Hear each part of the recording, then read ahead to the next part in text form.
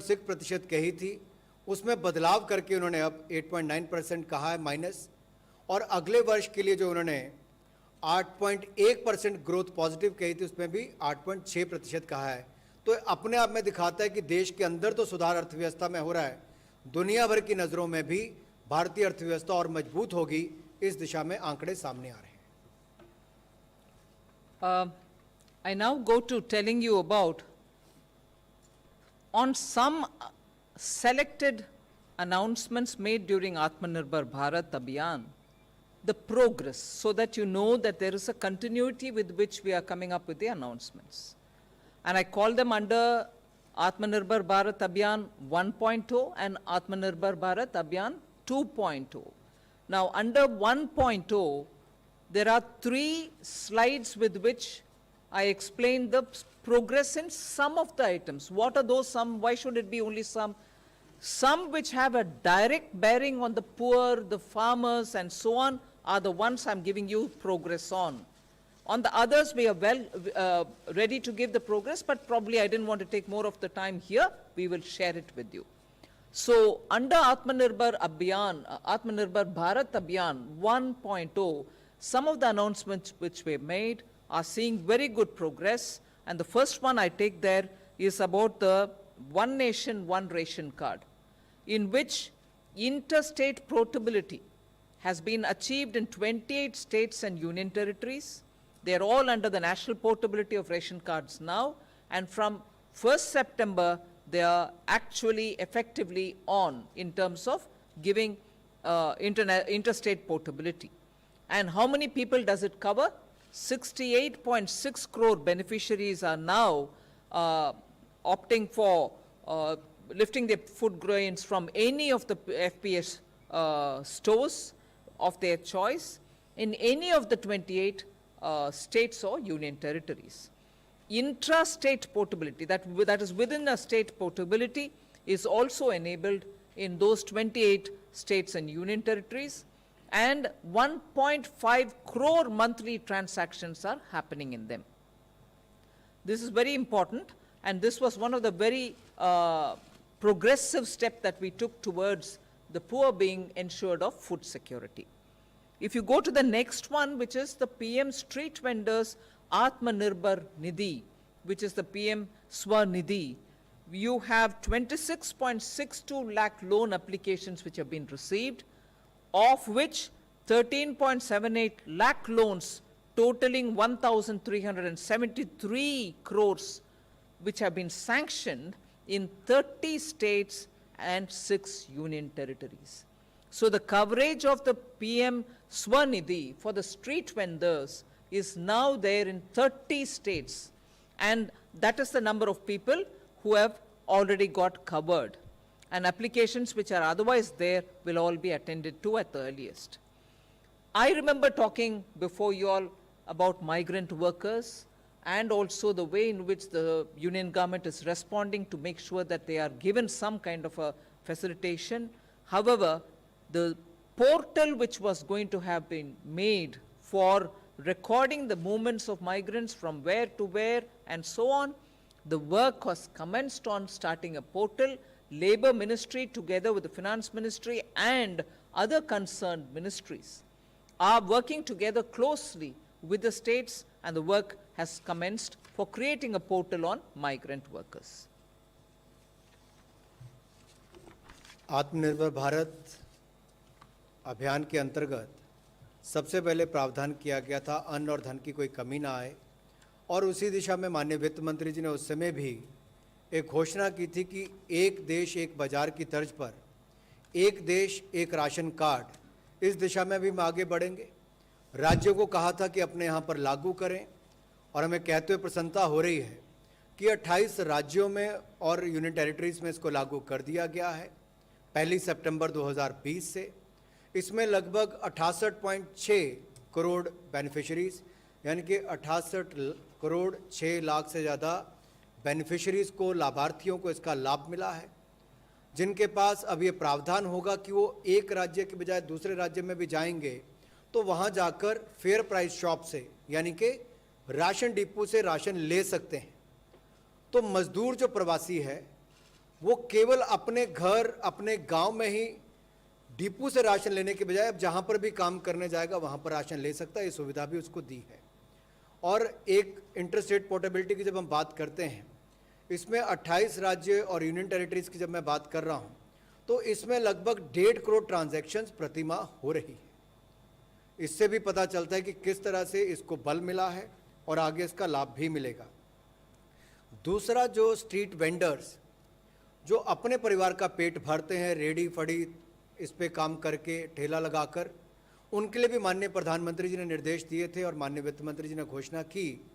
तो उसमें भी अब तक लगभग 26,62,000 जो आवेदन आए थे लोन के लिए, उसमें से 13,78,000 लोन सैंक्शन कर दिए गए, जिनको कुल मिलाकर 13,73,33,000 रुपये के लगभग पैसा सैंक्शन हुआ है। 30 राज्यों में और 6 यूनियन टेरिटरीज में हुआ है।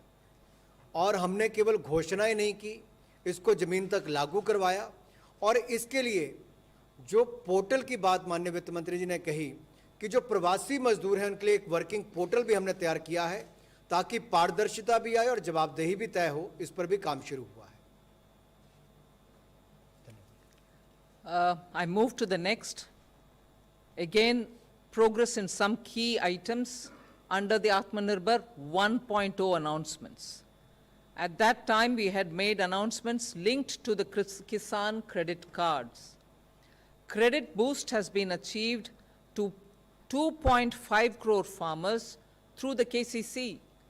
183 lakh applications were received, slightly over that, and banks have issued that 157 lakh KCC, Kisan credit cards, to the eligible farmers, and the total amount sanctioned is also given there, 1,43,262 crores were distributed in 2 phases.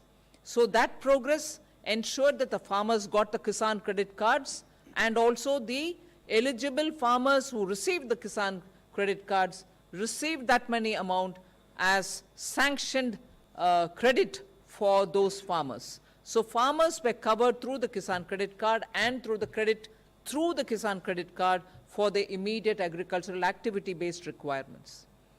Similarly, we announced a Matsya Sampada Yojana, and in that 21 states have sent the proposals. They've also received the money and sanctioned 1,681 crores for the fishermen who were to be covered under Matsya Sampada Yojana.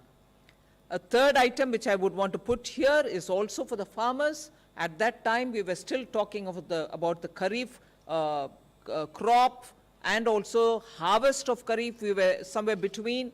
But in anticipation of the Rabi, we said we will give over and above the BE 25,000 crores, which will be distributed to the farmers so that their preparation for Rabi, preparation for sowing for Rabi will all be facilitated. I'm happy to say 25,000 crores have been distributed of that additional amount over and above the BE through the NABARD for that purpose. सो मजदूर के बाद किसान की बात, और कृषि के लिए और किसान के लिए तो माननीय प्रधानमंत्री जी ने 2014 में ही कृषि मंत्रालय के साथ किसान कल्याण मंत्रालय नाम भी दिया था। बहुत सारे कदम पिछले कुछ महीनों में उठाए गए हैं, और जिसमें एक घोषणा माननीय वित्त मंत्री जी ने उस समय की थी कि ऋण में वृद्धि करेंगे 2.5 करोड़ फार्मर्स को नए किसान क्रेडिट कार्ड देकर। और आज बताते हुए प्रसन्नता हो रही है कि अब तक लगभग 1,83,14,000 से ज़्यादा एप्लीकेशंस जो रिसीव की गई हैं, उसमें बैंकों ने 1,57,44,000 से ज़्यादा किसान क्रेडिट कार्ड को एलिजिबल पाया है, पात्र पाया है, और कुल मिलाकर 1,43,262 करोड़ रुपया 2 चरणों में 1,43,262 करोड़ रुपया 2 चरणों में लगभग 1,57,44,000 किसानों को सैंक्शन किया है। ये अपने आप में बहुत बड़ी उपलब्धि है, कुछ महीनों के अंदर करके दिया। इसके साथ साथ हमने प्रधानमंत्री मत्स्य संपदा योजना के अंतर्गत जो 21 राज्यों के माध्यम से आवेदन आए थे, उनकी प्रपोजल्स को भी सैंक्शन कर दिया है और कुल मिलाकर 1681 करोड़ रुपया इसके लिए सैंक्शन किया है, जिससे मत्स्य पालन में वृद्धि भी होगी और इससे हमारे मछुआरों की आय में भी बढ़ोतरी होगी। तीसरा जो इसमें पहलू है वो अतिरिक्त जो पूंजी है, कार्यशील पूंजी, उसके लिए इमरजेंसी वर्किंग कैपिटल फंड, ये भी किसानों को देने के लिए नाबार्ड के माध्यम से ये कदम उठाया गया है और कितना 25,000 करोड़ रुपए इसमें डिसबर्स अतिरिक्त किया गया है। ये अपने आप में दिखाता है कि किसानों के प्रति मोदी सरकार किस तरह से कदम उठाती है। इससे किसानों को लाभ भी मिलेगा और उनको पैसों की, क्रॉप लोन की कोई कमी नहीं आएगी। इससे आपके कोऑपरेटिव बैंक्स और इन सब के माध्यम से नीचे तक पैसा पहुंच गया है। ये भी भारत सरकार ने कुछ ही महीनों में करके दिया है। I now move to the third slide, showing the progress of some of the key areas which relate to the Atmanirbhar Bharat package of 1.0. That is the first stage announcement of the Atmanirbhar. I move to the third slide, where the emergency credit liquidity guarantee scheme which was announced, which came to be identified with just the MSMEs, which did not just help the MSMEs, but also help professionals and others. Total amount sanctioned, it was a 3 lakh crore ECGLS, ECLGS, in which 2.05 lakh crores have been sanctioned to about 61 lakh borrowers, who included MSMEs, professionals, and many others who were just not MSMEs, they could be others also, of which 1.52 lakh crores have been disbursed. So that is on the ECLGS. We also had announced at that time partial credit guarantee scheme through the public sector banks.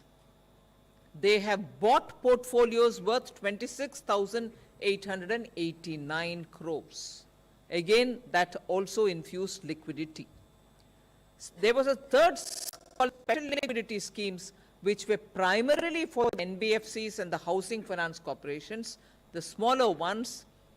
7,227 crores have been disbursed to the NBFCs and the HFCs.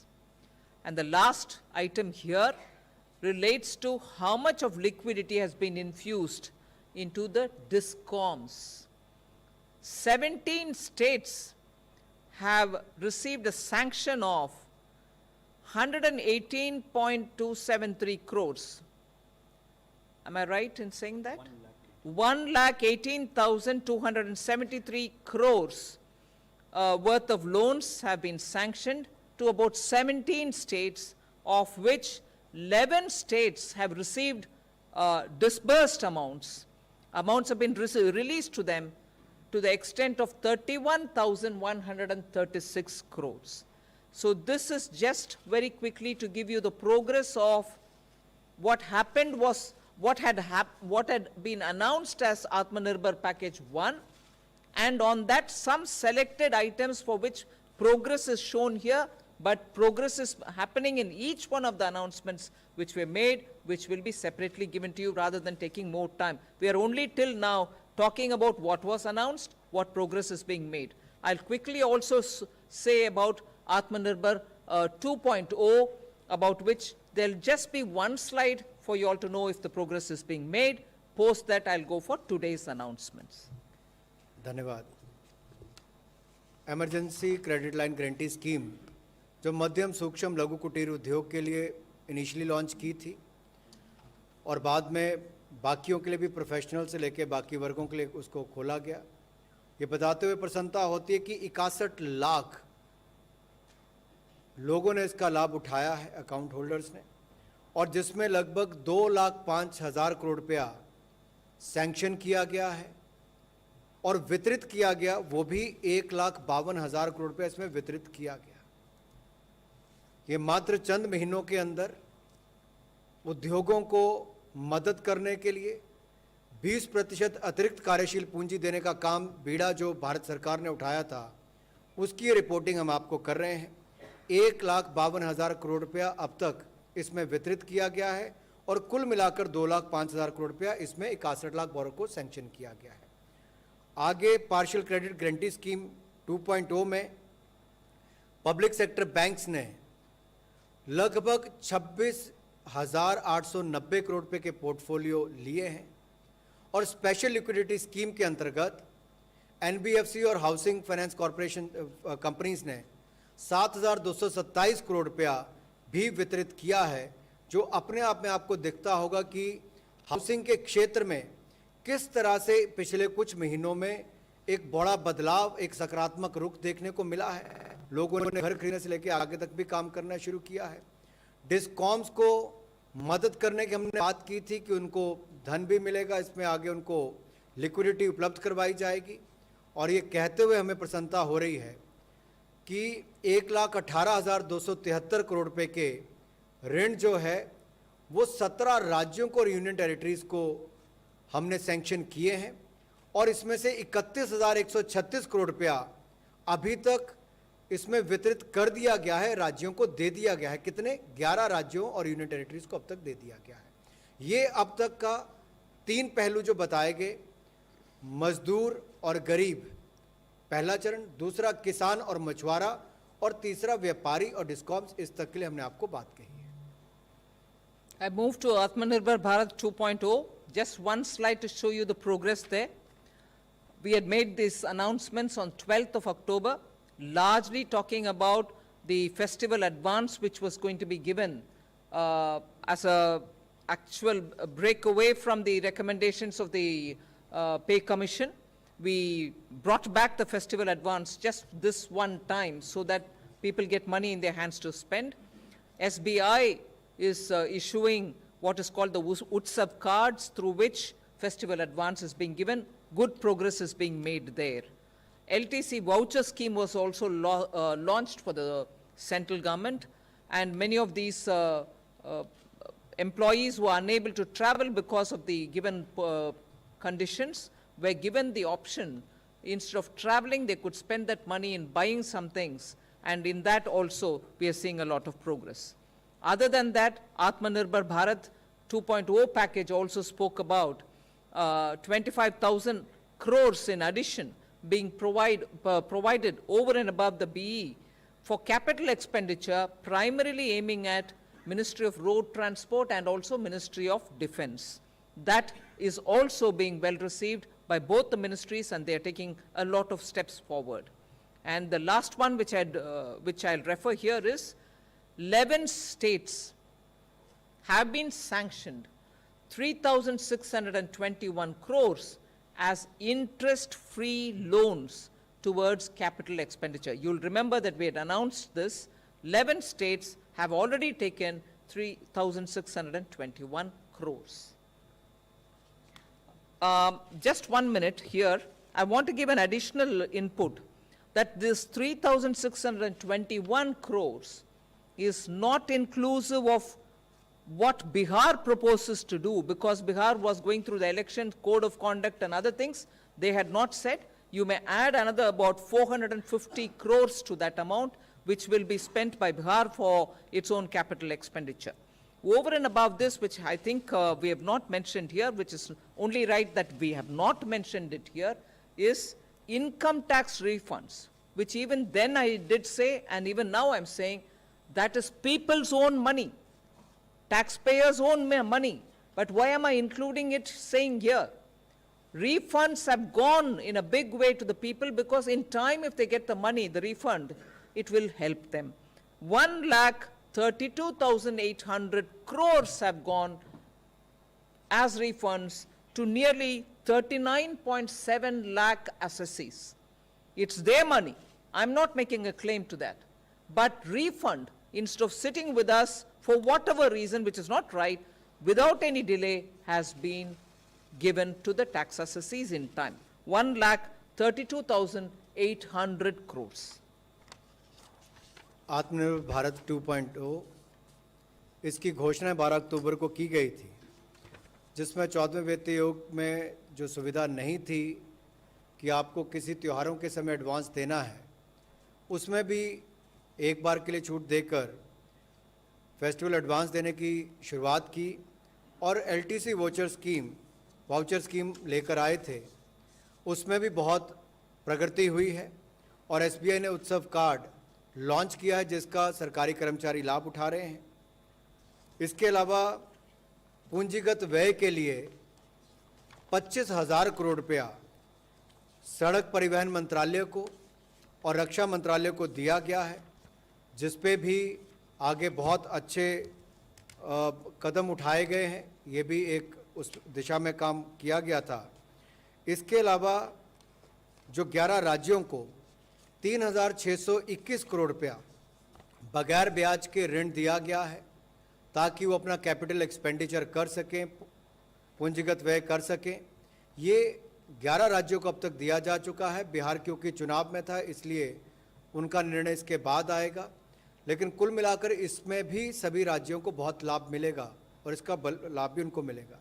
जैसा माननीय वित्त मंत्री जी ने कहा कि income tax refund है तो जनता का पैसा, करदाताओं का पैसा, लेकिन इस महामारी के समय उनको सही समय पर या समय से पहले वो पैसा मिले, तो लगभग 1,32,800 करोड़ रुपया अब तक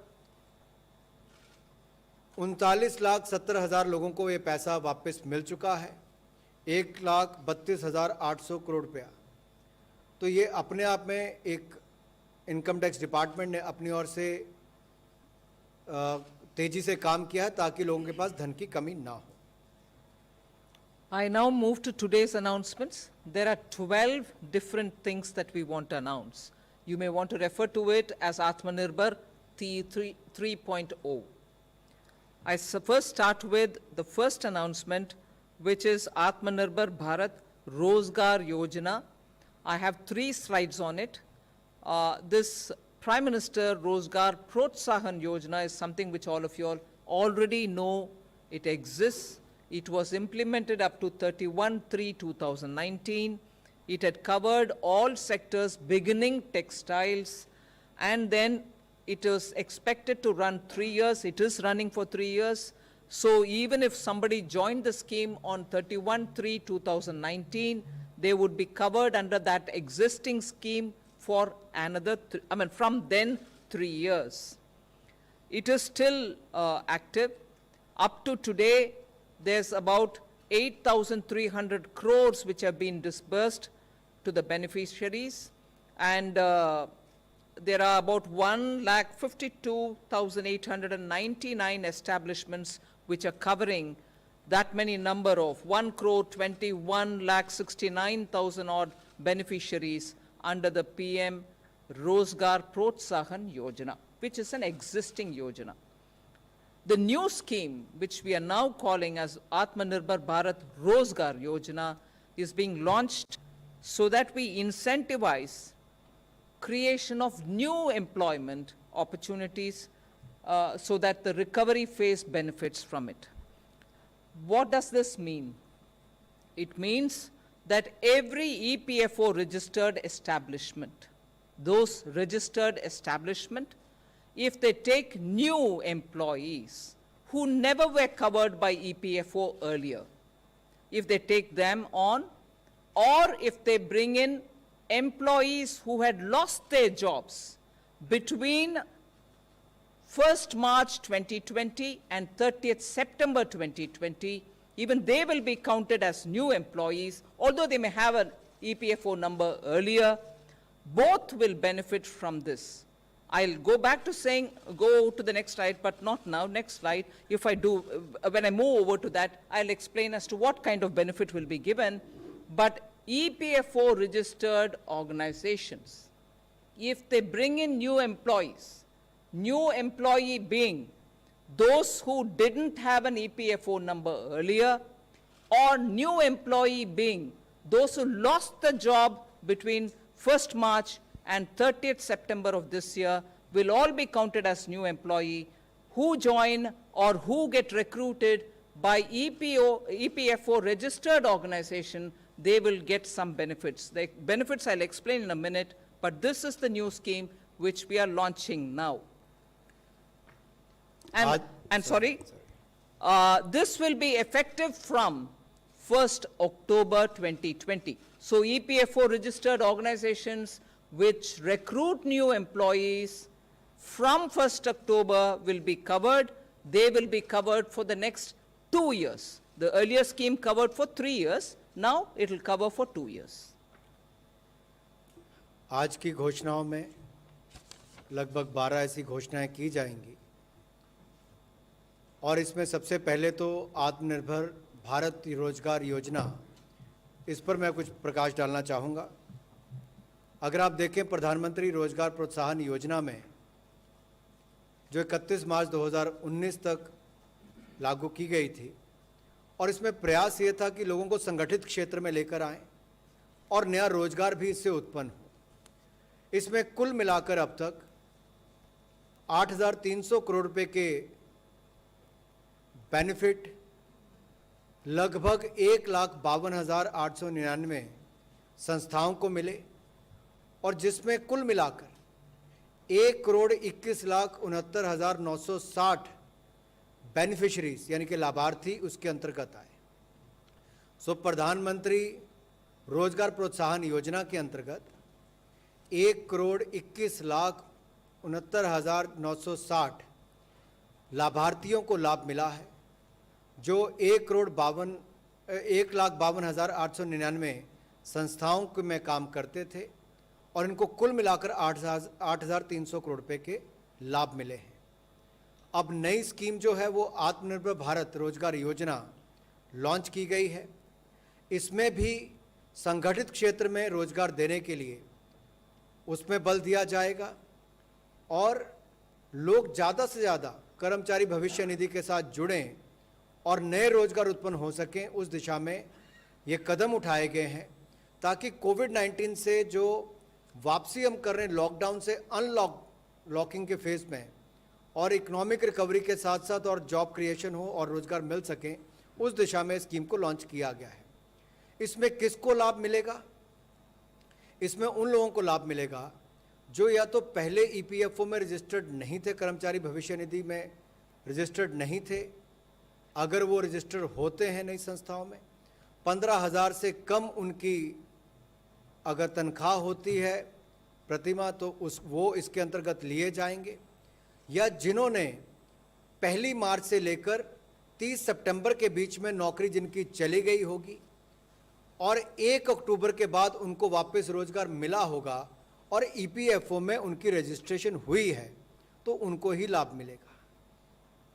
इसमें स्पष्ट मैंने इसलिए किया क्योंकि आगे की जो स्लाइड्स आएंगी उसमें आपको और विस्तार में पता चलेगा कैसे हम देश में संगठित क्षेत्र में और ज़्यादा रोजगार लाने की बात कर रहे हैं और असंगठित को भी संगठित क्षेत्र में लाने की बात कर रहे हैं।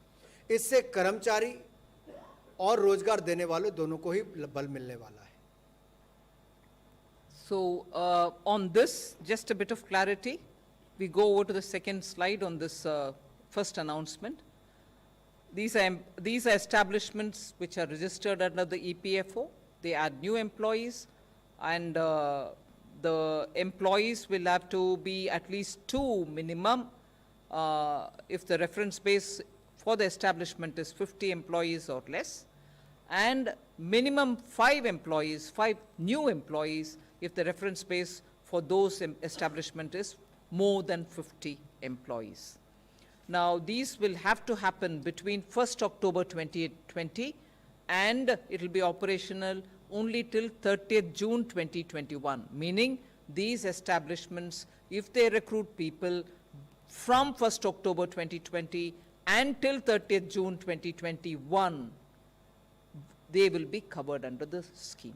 And when I said covered, they will be covered for the next 2 years. How they will be covered, I'll cover in the next slide. But this is the criteria which is before us. EPFO के अंतर्गत जो registered संस्थाएं हैं, अगर वो नए employment देती हैं तो उनको इसका लाभ मिल पाएगा और इसका रेफरेंस जो है, जो हमने बेस एम्प्लॉयज़ का लेना है कि कब से लेना है, तो सितंबर 2020 को उसको लिया जाएगा। और किनको लाभ मिलेगा? मान लीजिए कोई संस्था जिसके 50 से कम एम्प्लॉय हैं, अगर वो 2 से ज़्यादा लोगों को नए रोजगार देती है और वो ईपीएफओ रजिस्टर होते हैं तो उनको इसका लाभ मिलेगा। और जो संस्थाएं जिनके 50 से ज़्यादा कर्मचारी हैं उनको कम से कम 5 नए कर्मचारी रखने पड़ेंगे ताकि वो इसको लाभ मिल पाए। और इसका जो दूसरा पक्ष ये भी है, जो ईपीएफओ के अंतर्गत रजिस्टर्ड संस्थाएं हैं उसको ही इसका लाभ मिलेगा, जो नहीं है उनको रजिस्टर करवाना पड़ेगा ताकि उनके जो नए एम्प्लॉयज़ हैं उनको इसका लाभ मिल सके।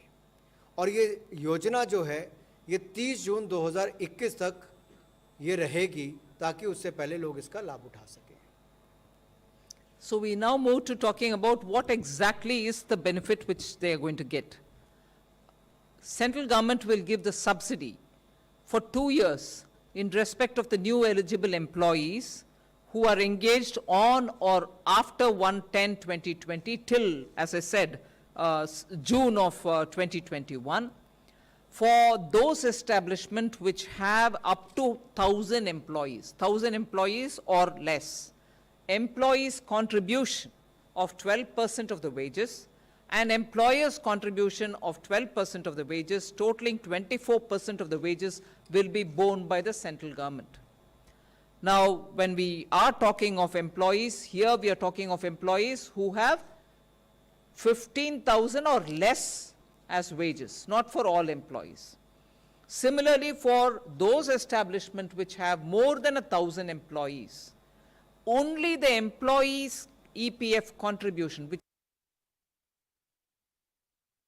is 12%, will be 12% of the EPF wages will be borne by the union government. This subsidy support to get credited upfront in Aadhaar seeded EPFO accounts of eligible new employee. That's the only condition. We want it to be Aadhaar seeded. So that is the actual benefit that establishments will get if they create new jobs. इनमें किसको लाभ मिलेगा? और केंद्र सरकार अगले 2 वर्षों के लिए जिनको लाभ देने वाली है उसमें 2 कैटेगरीज हैं। एक तो जिस संस्था में 1000 से कम एम्प्लॉयज़ हैं, 1000 तक एम्प्लॉयज़ हैं, उनमें जो कर्मचारी है उसके हिस्से का 12% और काम देने वाले का भी 12%, ये कुल मिलाकर 24%, ये केंद्र सरकार उनके वेजेस का यानी कि भत्ते का 24% जो है वो केंद्र सरकार योगदान देगी। 12% कर्मचारी का और 12% काम देने वाले का, ये 24% केंद्र सरकार उनका भत्ता देगी। जहां 1000 से ज़्यादा कर्मचारी हैं वहां पे केवल कर्मचारियों के हिस्से का जो 12% है वो केंद्र सरकार अपनी ओर से योगदान देगी। ये अगले 2 वर्ष तक रहेगा ताकि और रोजगार इस देश में उत्पन्न हो और कर्मचारियों को भी इससे लाभ मिल सके और जो संस्थाएं हैं उन पर बोझ 2 वर्ष तक कम पड़े।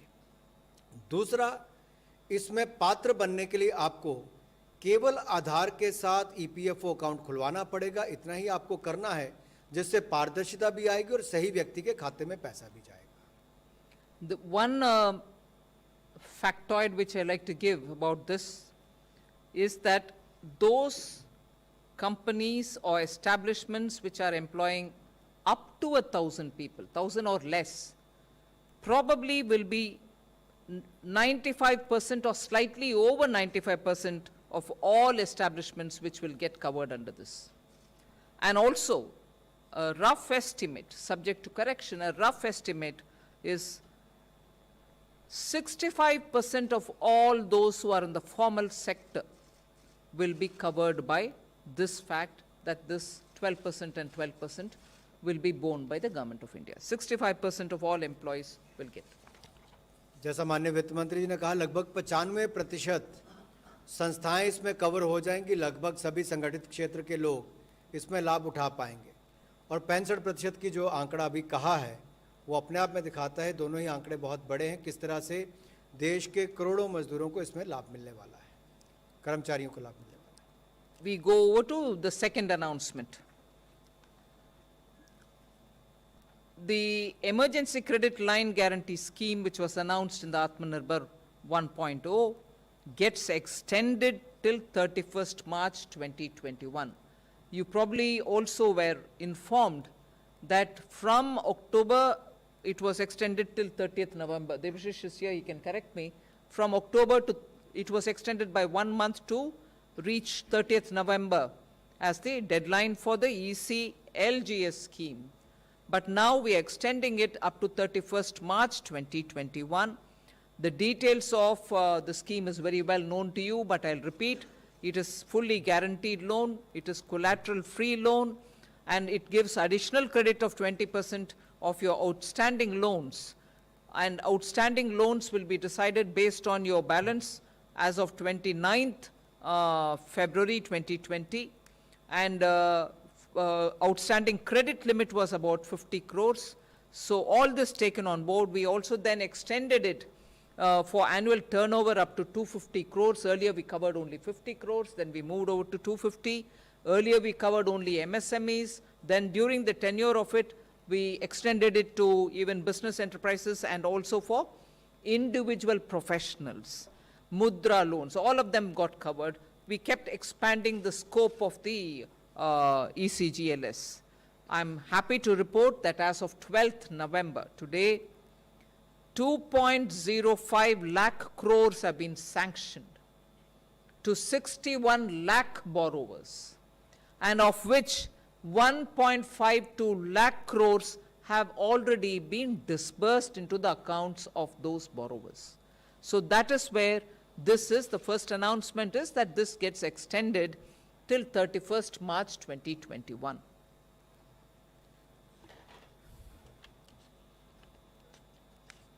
Emergency credit line guarantee scheme जो प्रमुखता से शुरुआत में मध्यम सूक्ष्म लघु कुटीर उद्योग के लिए शुरू की गई थी, जहां पर 20% अतिरिक्त कार्यशील पूंजी देने की बात कही गई थी और उसमें कोई भी कोलेट्रल नहीं देनी थी, ना ही कोई गारंटी देनी थी। भारत सरकार के एक तरह से गारंटी पर ये पैसा बैंकों को आगे देना था। सो ये अतिरिक्त कार्यशील पूंजी जो 20% हमने देनी थी, वो 29 फरवरी 2020 के जो आउटस्टैंडिंग लोन थे उसको देखकर बेस मानकर उसको दिया जाना था। और इसमें जो क्रेडिट था वो लगभग 50 करोड़ रुपए तक वालों के लिए और 250 करोड़ रुपए की जो इसकी वार्षिक टर्नओवर होगी उसके लिए इसके अंतर्गत आना था। इसमें अब इसको बढ़ाकर 31 मार्च 2021 तक कर दिया गया है ताकि और लोग इसका लाभ उठा सकें। और इसमें पात्र कौन होंगे? जो मध्यम सूक्ष्म लघु कुटीर उद्योग हैं उनको, बिजनेस एंटरप्राइजेज हैं वो, कोई व्यक्ति है उसको लेना है, कोई प्रोफेशनल है उसको, ये सारे उसमें हमने कवर किए थे। यहाँ तक कि मुद्रा के अंतर्गत जिन्होंने लोन लिया था उनको भी इसमें पात्र बनाया गया था। अब ये 31 मार्च 2021 तक इसको बढ़ाया गया है ताकि और लोग इसका लाभ उठा सकें। अब तक इसकी परफॉर्मेंस जो है वो अपने आप में बहुत अच्छी रही है। 61 लाख के लगभग कर्जा लेने वालों को 2,05,000 करोड़ रुपया इसमें सैंक्शन किया गया है और इसमें कुल मिलाकर 1,52,000 करोड़ रुपया वितरित भी किया गया, जो अपने आप में महामारी के समय एक बहुत बड़ी राहत बनकर देश के व्यापारियों के काम आया है। I come to the next announcement, which is, I'm linking it with the extension of date of the ECLGS. This is, we are launching a credit guarantee support for all the stressed sectors. This was part of what was recognized by the Kamath Committee, which looked at the various sectors which are stressed as a result of the pandemic. So 26 stressed sectors were identified, and for those in that sector plus the health sector, with credit outstanding of about 50 crores and up to 500 crores as on 29th February 2020, this scheme will be extended. And what it does is, it doesn't have an upper ceiling or on annual turnover basis.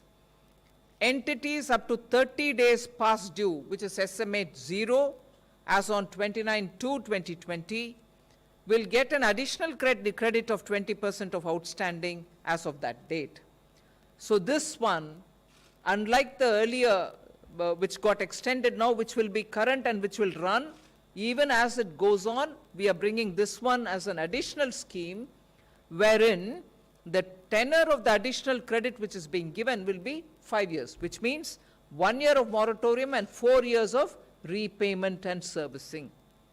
The earlier scheme, which was which has got extended now, had 1 plus 3 years, which is 1 year of moratorium and 3 years of services. Now this is 1 year of moratorium and 4 years of repayment. This scheme will be available like the earlier scheme which got extended up to 31st March 2021. So this will also benefit MSME sectors, and it can include also MSME sectors which provide goods and services to eligible entities. ECLGS 2.0 में जहाँ पहले भी देखा गया होगा, तो हमने जो इंटरेस्ट रेट थे, ब्याज की दर जो थी, उसको कैप किया था ताकि एक स्तर से ज़्यादा वो ऊपर ना ले, और इसका लाभ भी इसमें लोगों को मिला, तभी जाकर 2,05,000 करोड़ रुपये अब तक सैंक्शन किया गया। और ये 100% गारंटी और कोलेटरल फ्री थी। उसी तर्ज पर जो कामत कमेटी ने 26 स्ट्रेस सेक्टर, जो तनाव क्षेत्र वाले ऐसे उद्योग थे, उनको और साथ में स्वास्थ्य के क्षेत्र को जोड़कर इसको इसमें लिया गया है, ताकि 50 करोड़ तक की जिनकी आउटस्टैंडिंग है और उससे ज़्यादा यानी कि 500 करोड़ तक, जो 29 फरवरी 2020 तक क्रेडिट लिमिट, जो क्रेडिट आउटस्टैंडिंग उनकी है 50 करोड़ से लेकर 500 करोड़ तक, उसको इसमें लिया गया। और इसमें आगे जो है, इसमें अपर सीलिंग जो है कि कौन सी स्तर तक इसकी एनुअल टर्नओवर होगी, उसमें भी राहत दी गई है, कोई इसमें वो लिमिट नहीं रखी गई है। और इसमें जो SMA-0 है, SMA-0, इसमें भी एंटिटीज जो हैं उसको 30 दिन उसके बाद तक का समय दिया गया है, ताकि 29 फरवरी 2020 तक का इसको लिया जाए। इसमें अतिरिक्त जो क्रेडिट है, जो कर्ज आपको मिलेगा, वो लगभग 20% मिलेगा। ये सब उसका हिस्सा है। लेकिन जो एक और बड़ी बात इसके आगे है, इसमें जो अतिरिक्त आपके जो कार्यशील पूंजी आपको मिल रही है, उसमें मूलधन चुकाने के लिए भी आपको कुल 5 साल का समय मिल रहा है, जिसमें 1 साल का तो मॉरेटोरियम पीरियड मिल रहा है, इसके अलावा 1 + 4 ईयर्स जो इसमें है, इसमें उसका लाभ मिल रहा है आपको। तो एक इसमें इसकी घोषणा की गई है, और ये स्कीम जो है 31 मार्च 2021 तक रहेगी। और ECLGS 2.0 जो है, एक बड़ी राहत लेकर स्टेट सेक्टर्स के लिए आई है, जिससे इनकी मदद मिल पाएगी, ताकि अपनी लाइबिलिटी जो है उसको पूरा कर सके। We move over to the third announcement, which is something partly heard even yesterday, the production-linked incentive scheme, which champions 10 sectors, and in those sectors, incentive will be offered. But very quickly for you to recall, there was a PLI announced earlier during the early stages of lockdown, and in that 51,355 crores have been earmarked for 3 sectors. This is now 10 sectors, but earlier it was 3 sectors, of which the mobile manufacturing and some specified electronic components received 40,995 crores. Then the key starting materials, which is for the pharmaceutical and the APIs, at the cost of 6,940 crores, and the manufacturing of medical devices at 3,420 crores was the first announcement of the earlier PLI, which covered 3 sectors. Now the new one, which you got to know yesterday after the cabinet approved it, covers 10 such sectors, 10 more such sectors, 3 already being given. Now they will also benefit from a productivity-linked incentive scheme. Yesterday when I met you all, I had very clearly said that's part of the Atmanirbhar. It covers sunrise sectors, it covers labor-intensive sectors, and it also covers those sectors through which India hopes to link with the global value chain, and therefore very outward looking, very supportive, encouraging of exports and bringing investment and manufacturing to India.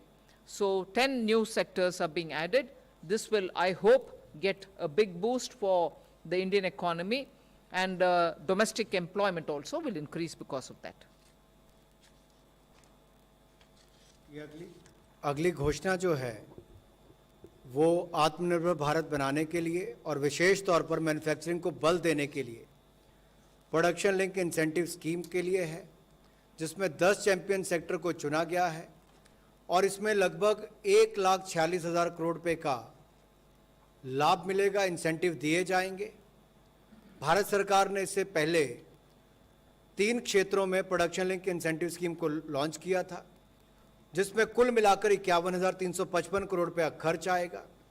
अगर आपको याद होगा तो mobile manufacturing और specified electronic components की जब हम बात करते हैं, ज़्यादातर विदेशों से मोबाइल बनकर आते थे, लेकिन अब भारत में ही मोबाइल बने और इसके कंपोनेंट्स भी यहीं पर बने।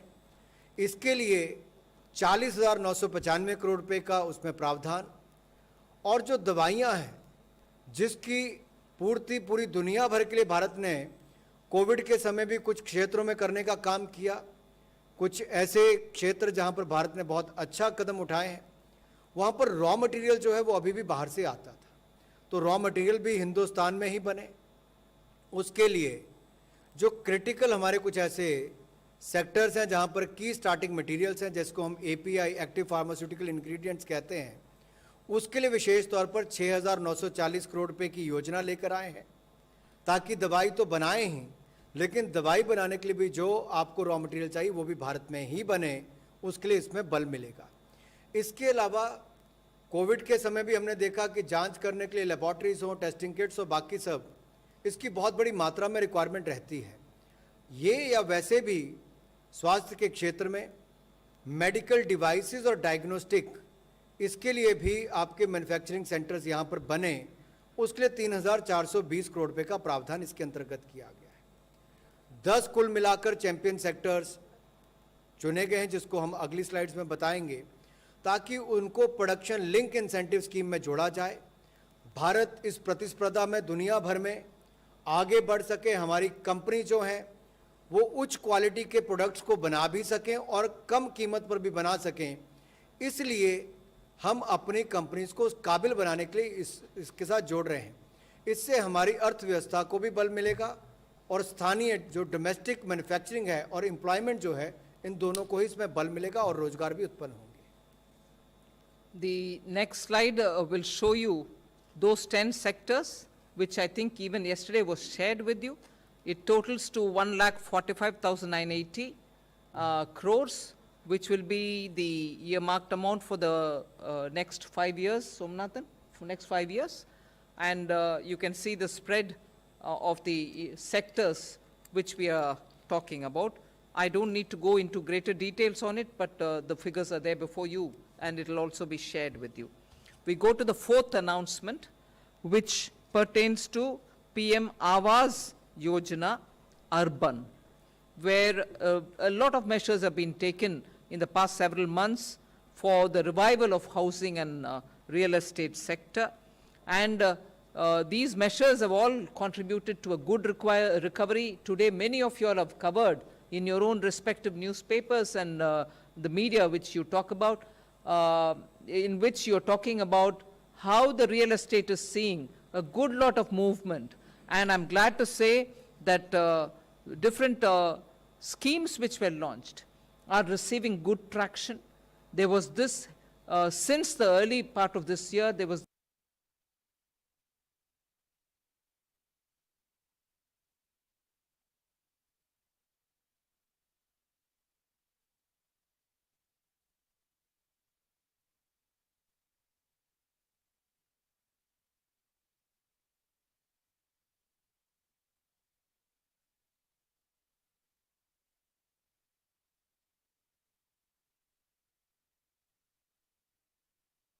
this worry that a lot of over and above the budget estimate which was mentioned in the 2020-21 budget under the PM Awas Yojana, particularly for the urban areas, and this extra budgetary resource being provided will help 12 lakh houses to be grounded. Those which have been getting constructed will get grounded, and 18 lakh houses will get completed as a result. So 8,000 crores will be provided even in this year.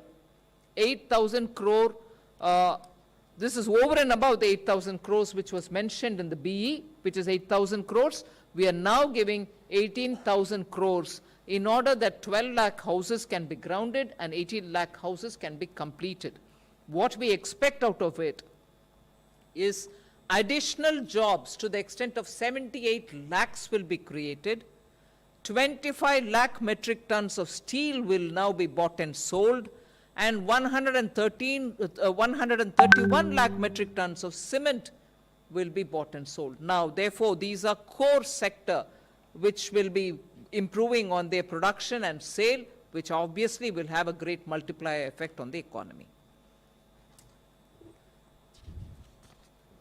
माननीय प्रधानमंत्री जी का सपना है कि हर गरीब के पास अपना पक्का मकान हो और 2022 तक हर गरीब के पास पक्का मकान होगा, और इसी के चलते प्रधानमंत्री आवास योजना शहरी के लिए विशेष तौर पर कदम उठाने जा रहे हैं। जो बजट में प्रावधान किया गया था इस वर्ष, उसके अतिरिक्त लगभग 18,000 करोड़ रुपये अतिरिक्त व्यय करने का इसमें प्रावधान किया गया है, और इसमें 8,000 करोड़ जो पहले प्रावधान था उसके अतिरिक्त ये बड़ी घोषणा है, उस दिशा में कदम उठाए गए हैं। इसमें कुल मिलाकर 12 लाख घरों को स्थापित करने के लिए और 18 लाख घरों को पूरा करने के लिए ये कदम उठाए गए हैं। इससे बहुत बड़ा लाभ देश के गरीब को, शहरों में रहने वालों को मिलेगा।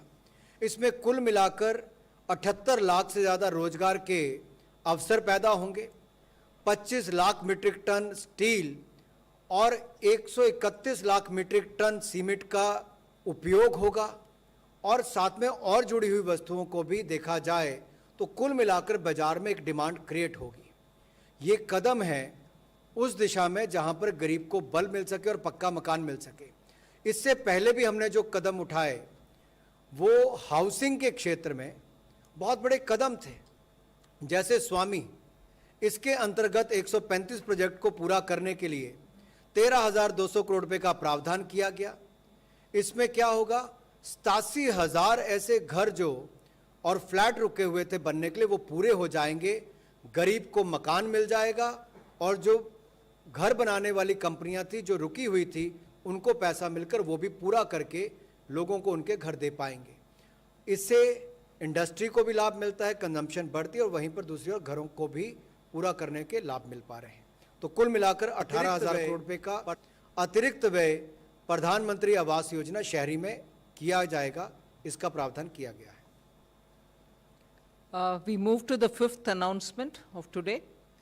This is more to bring in ease of doing business, at the same time give relief to the contractors whose money otherwise gets locked up, and therefore and also it will have a bearing on the cost of bank guarantees. So I think this is a very important step towards enabling people who come into the construction and infrastructure activity. This will support them.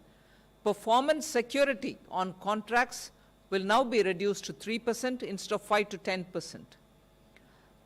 Will be extended. This will be extended to all ongoing contracts which are free of disputes.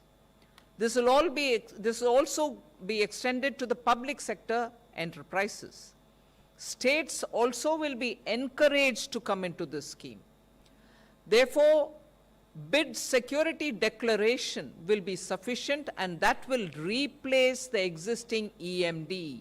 So earnest money deposit will not be required for tenders, and it will be sufficient if they provide bid security declaration. So it's almost like a self-declaration. A declaration is going to replace the EMDs. relaxation of this kind, which we are proposing now, will be given only up to 31st December 2021, which means one full year beginning now, 31/12/2021. Till then, this is being given. Necessary changes in the general financial rules will be made so that this burden on the contractors will be reduced and there will be a greater flexibility for them to get into construction and infrastructure, because infrastructure is something which we are prioritizing. And we need them to come in with greater ease. If they didn't have enough cash to provide all those costs for the bank guarantees, they shouldn't be hesitating. So we removed that. Construction और infrastructure sector में निर्माण और ये के क्षेत्र में जितनी हमारी कंपनियां थी, उनको एक बहुत बड़ी दिक्कत आती थी कि उनके पास कैपिटल और बैंक गारंटी की कमी आती थी, क्योंकि बैंक उनकी जो परफॉर्मेंस सिक्योरिटी है कहीं पर 10%, कई जगह उससे ज़्यादा भी रखते थे, तो कुल मिलाकर पैसा काम करने के लिए उनके पास कम पड़ जाता था। उस दिशा में एक बड़ा कदम उठाया गया है कि इसको कम करके मात्र 3% किया गया है, ताकि कंपनियों के पास वर्किंग कैपिटल भी ज़्यादा हो, बैंक गारंटी ज़्यादा ना देनी पड़े और वो ज़्यादा से ज़्यादा काम कर सकें और राष्ट्र निर्माण में काम कर सकें। इसमें जनरल फाइनेंशियल रूल्स के अंतर्गत 31 दिसंबर 2021 तक इनको छूट दी जाएगी, यानी कि अगले साल 31 दिसंबर तक इनको छूट दी जाएगी, जहां पर इनको ईएमडीज नहीं देनी पड़ेंगी टेंडर के लिए, और इसको बिड सिक्योरिटी डिक्लेरेशन के साथ रिप्लेस किया जाएगा। इससे इनको एक लाभ मिल पाएगा, कंपनियां ज़्यादा काम ले पाएंगी, ज़्यादा काम कर पाएंगी, और इसको पब्लिक सेक्टर एंटरप्राइजेस को भी हम इसका लाभ देंगे, और राज्य भी चाहें तो वो अपने यहाँ पर भी ये स्कीम लागू कर सकते हैं। ये उनके लिए है जहाँ पर जो ऑनगोइंग कॉन्ट्रैक्ट्स हैं उनका कोई विवाद ना हो, विवादों से परे हो, विवादों से बाहर हो, उसको इसका लाभ मिलेगा। और अब उनको 10% जो परफॉर्मेंस सिक्योरिटी है वो नहीं देनी पड़ेगी, उससे ज़्यादा देते थे वो नहीं देनी पड़ेगी, उसमें मात्र 3% तक किया गया है। इससे कंपनियों को बहुत लाभ मिलेगा। I go to the 6th announcement, which is an income tax relief that we like to give for developers and home buyers. There's quite a lot of inventory is what we are told in the real estate sector. So at the moment what is prevailing is the differential between circle rate and the agreement value. About 10%. Prices may be lower than that, but up to 10% you get relief.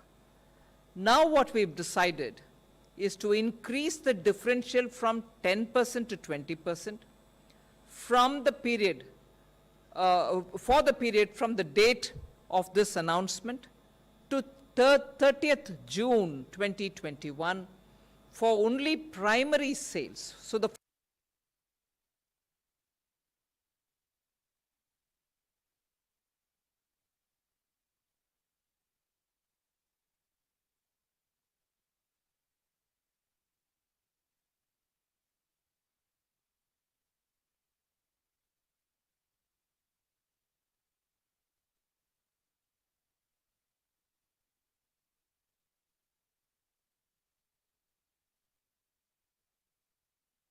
say this relief of up to 20% shall be allowed for both, and the necessary amendments in the IT Acts will be done in the due course, through this particular step we expect a lot of clearance of inventory, and people will be able to pay less in terms of the differential on which the tax is collected, and the differential is now increased, the gap is now reduced, and therefore they will end up paying far lesser in case of the circle rate differential which affects them. So this is a major step towards middle class which wants to buy when the housing sector is going through a supply side boom, inventories are sitting, nothing is getting cleared, but people don't have any incentive to go buy it. Now we provide incentive in the form of an income tax relief. Housing के क्षेत्र में ही एक और बड़ा लाभ देने जा रहे हैं ताकि घर बनाने वाले और घर खरीदने वाले दोनों को इसकी राहत मिल सके। देखा जाता है सर्कल रेट में और एग्रीमेंट वैल्यू में अंतर आता है। इनकम टैक्स के धारा 43(c)(a) में, सेक्शन 43(c)(a) में अगर आप देखें तो 10% का ही उसमें प्रावधान किया गया है, अलाउ होता है इसके अंतर्गत। लेकिन इस कोविड-19 महामारी के चलते ज़्यादा लोग जो पहली बिक्री है, यानी कि जो पहली बार घर बिक रहा है, उसको खरीदने में अगर पहले 10% तक की सर्कल रेट और एग्रीमेंट वैल्यू उसमें छूट थी, तो अब उसको बढ़ाकर 20% कर दिया गया है। इससे इनको लाभ मिलेगा, ज़्यादा घरों की खरीद हो पाएगी। जैसे मान लीजिए कहीं प्रॉपर्टी का रेट गिर भी गया और सर्कल रेट ज़्यादा है और इसलिए उसकी सेल नहीं हो पा रही है, तो अब ये अवसर है कि आप वो कर सकते हैं। लेकिन ये केवल 2 करोड़ रुपए तक के घर के लिए ही छूट होगी और जो पहली बार बिक्री होगी उसके लिए छूट है। और इसको भी 30 जून 2021 तक रखा गया है ताकि अगले 5-6 महीनों के अंदर लोग ज़्यादा से ज़्यादा अपने घरों की रजिस्ट्री भी करवा सकें और इसका लाभ भी मिले। तो इसमें जो बदलाव कर रहे हैं वो करेंगे और इस प्रकार लाभ भी आपको मिलेगा। We go to the seventh announcement, which is infusion of equity to the extent of 6,000 crores to the NIIF debt platform. You are aware that NIIF in this country attracts a lot of sovereign fund for investment in infrastructure related activities. Now, it also has a debt platform through which it raises a lot of money. And by 2025, it has to provide an infra funding to the extent of 1,10,000 crores, which we have announced, National Infrastructure Pipeline. Now we are also giving them fund to be able to, we are giving equity, it will also have private participation. NIF itself is investing some amount so that there is a debt platform through which it can raise money for funding infrastructure. So we are now giving 6,000 crores of equity to the debt platform of NIIF, where private equity participation will also come in. NIIF itself has invested 2,000 crores. So by 2025, they will have to fund projects to the extent of 1,10,000 crores. We are creating this avenue for them to do it even through the debt market. Infrastructure के लिए debt financing के लिए एक प्रावधान यहाँ पर करने जा रहे हैं ताकि ये जो मंच मिलेगा, प्लेटफॉर्म मिलेगा, इसमें लगभग 1,10,000 करोड़ रुपए की इंफ्रास्ट्रक्चर डेट फाइनेंसिंग का प्रावधान होगा और इसमें 6,000 करोड़ रुपए की इक्विटी हम लोग डालेंगे NIIF के डेट प्लेटफॉर्म पर, ताकि इसमें अगर आप कुल मिलाकर देखें तो जो एक्चुअल इन्वेस्टमेंट अब तक 3 की गई है NIIF फंड के द्वारा, वो लगभग 19,676 करोड़ रुपए की है। ये डाउनस्ट्रीम फंड्स में, प्लेटफॉर्म्स में और ऑपरेटिंग कंपनीज में की गई है। और ये जो NIIF स्ट्रेटेजिक अपॉर्चुनिटीज फंड है, इसको एक डेट प्लेटफॉर्म के रूप में खड़ा किया गया है कर्ज देने के लिए।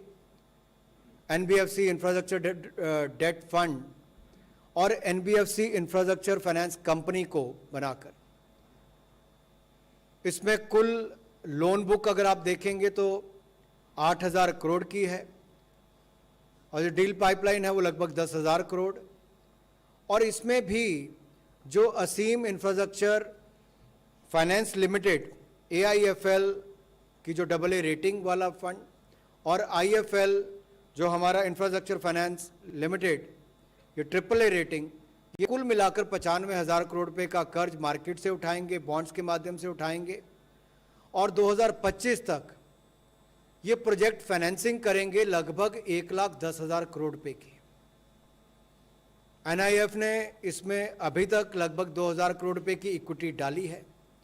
भारत सरकार इसमें 6000 करोड़ रुपए का और निवेश करेगी और बाकी जो है प्राइवेट इन्वेस्टर्स के माध्यम से इक्विटी रेज की जाएगी। कुल मिलाकर 1,10,000 करोड़ रुपया इंफ्रास्ट्रक्चर प्रोजेक्ट फाइनेंसिंग के रूप में इसके अंतर्गत आएगा और ये एक बड़ा मदद देश में आधारभूत ढांचा खड़ा करने के लिए होगा।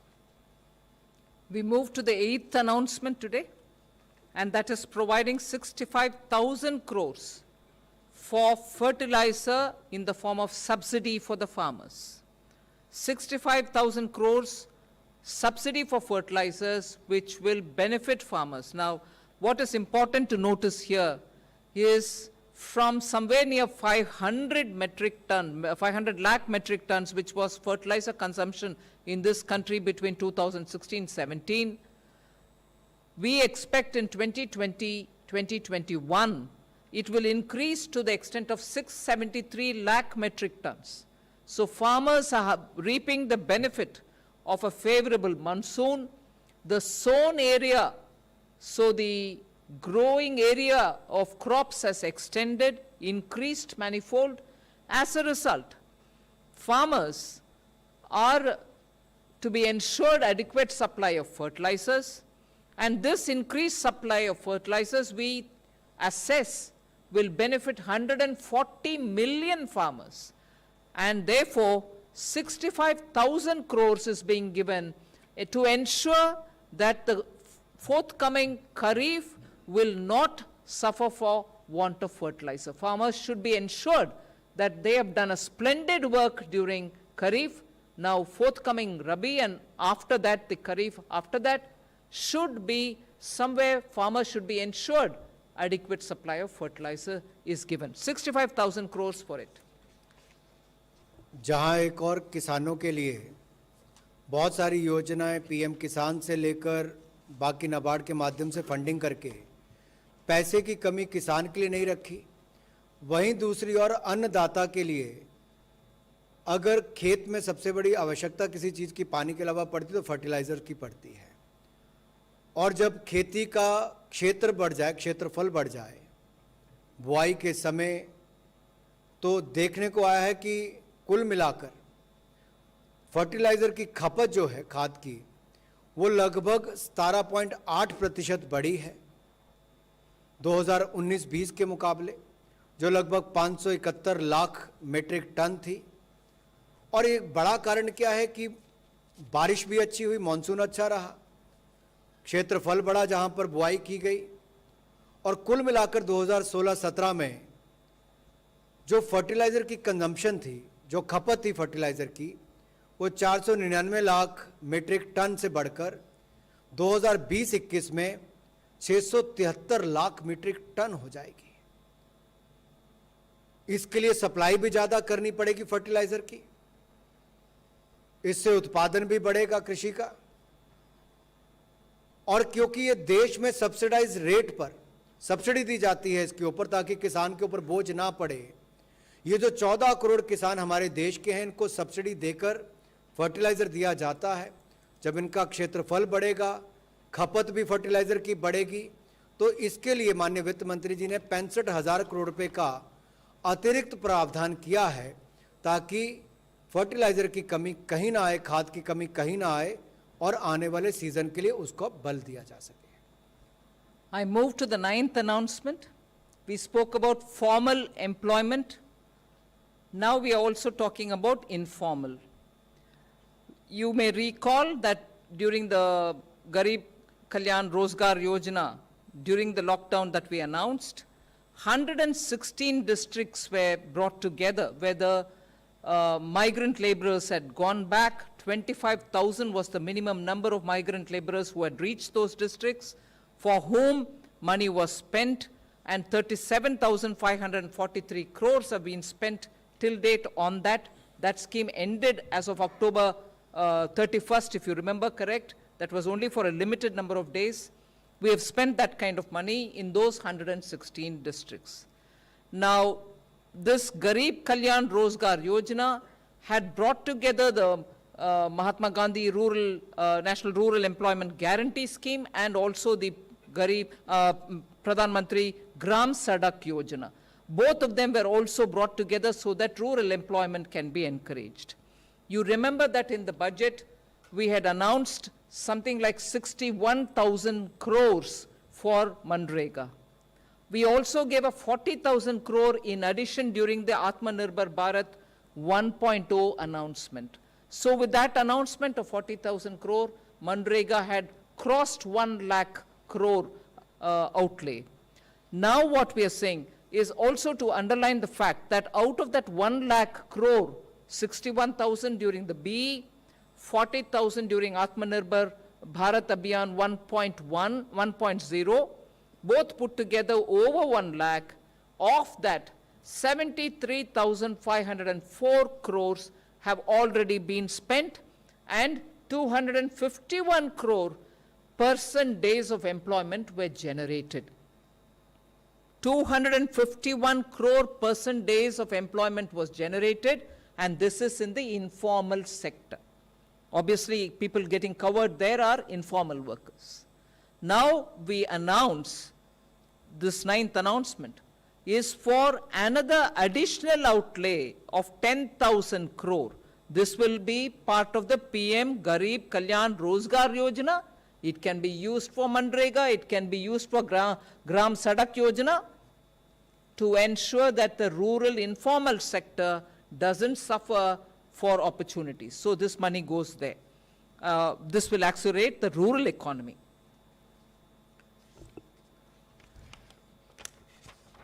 गांव में और गरीब के लिए रोजगार की कोई कमी ना आए, ये माननीय प्रधानमंत्री जी की सोच भी है। और माननीय वित्त मंत्री जी ने जब प्रधानमंत्री गरीब कल्याण रोजगार योजना का पिछला ब्यौरा भी आपको दिया कि किस तरह से 116 जिलों में 37,543 करोड़ रुपया अब तक खर्च किया जा चुका है, और इसमें प्रधानमंत्री गरीब कल्याण रोजगार योजना के साथ साथ जो समूहित किया गया है, जोड़ा गया है,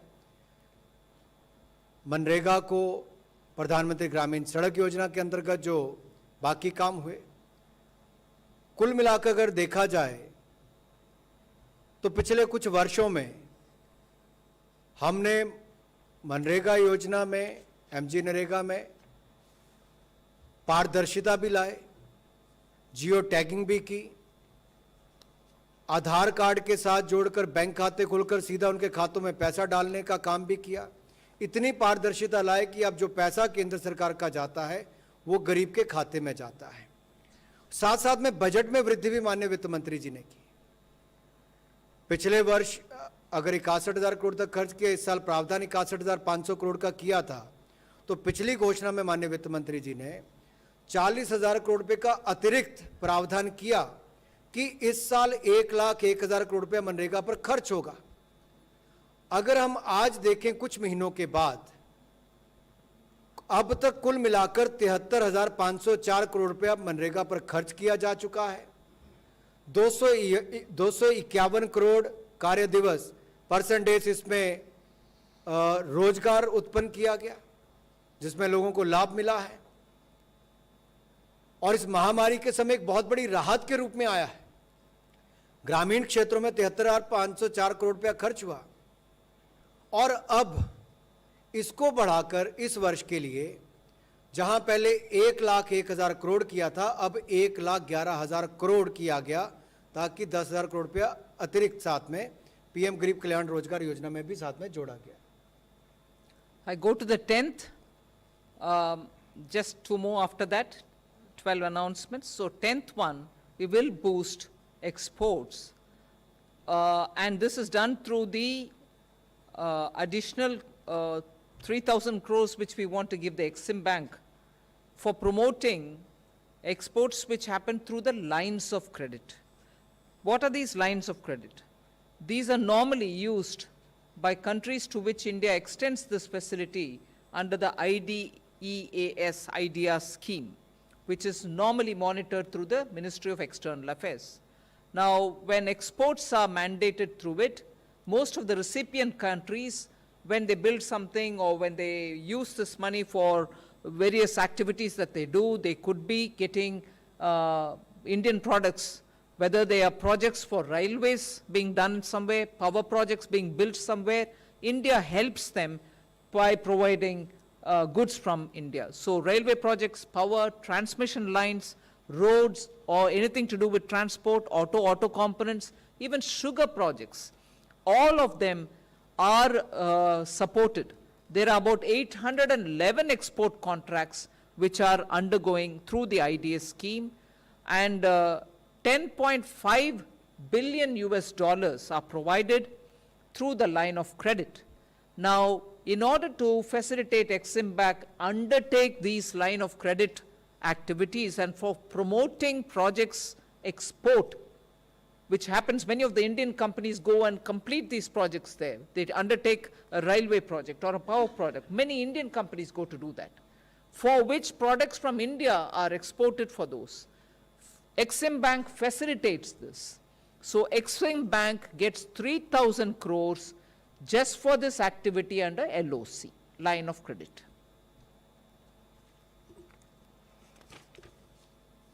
3,000 करोड़ रुपया एक्सिम बैंक को लाइन ऑफ क्रेडिट के रूप में दिया जाएगा।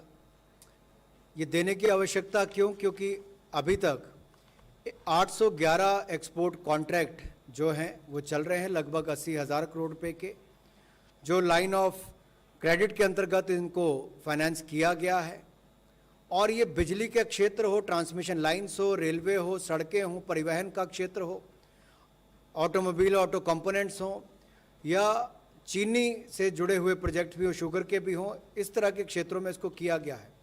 इससे भारत से निर्यात हो सके, भारत की कंपनियां वहां जाकर काम कर सकें, जो देश इसको जो इसका रिसीव भी करते हैं, लाभ उठाते हैं, उसमें भी 75% तक की वैल्यू अगर एलओसी में यहाँ से आती हैं तो उसका लाभ भी मिल सके और आगे काम और बढ़ सके। उस दिशा में कुल मिलाकर 3,000 करोड़ रुपया एक्सिम बैंक को लाइन ऑफ क्रेडिट के रूप में दिया गया है। इससे और लाभ मिलेगा ताकि और कार्यक्षेत्र को बढ़ाया जा सके और ज़्यादा प्रोजेक्ट्स किए जा सके। The next one, the 11th announcement for today, is keeping in line with the government's belief that public expenditure for infrastructure is important at this kind of a time when demand boost has to be given. 10,200 crores additionally is being provided so that capital and industrial expenditure can be undertaken. These will be primarily through the defense equipment. Domestic defense equipment manufacturers will benefit from it. Industrial incentives, industrial infrastructure, and green energy. For these purposes, 10,200 crores are being additionally provided. You may recall that during Atmanirbhar package, 25,000 crore was given over and above the budgetary capital allocation which was made. In the BE, I think broadly about 4 lakh crores were given. Now, with the Atmanirbhar package announcement, we gave 25,000. Now an additional 10,200 crore of budgetary outlays being made, over and above the budget provisions, in order that the capital and industrial stimulus is given a proper priority. This will, of course, benefit those particular sectors because domestic defense equipment manufacturers are doing well. There's a need for them to be given that kind of a support so that those equipment and industrial infrastructure gets built.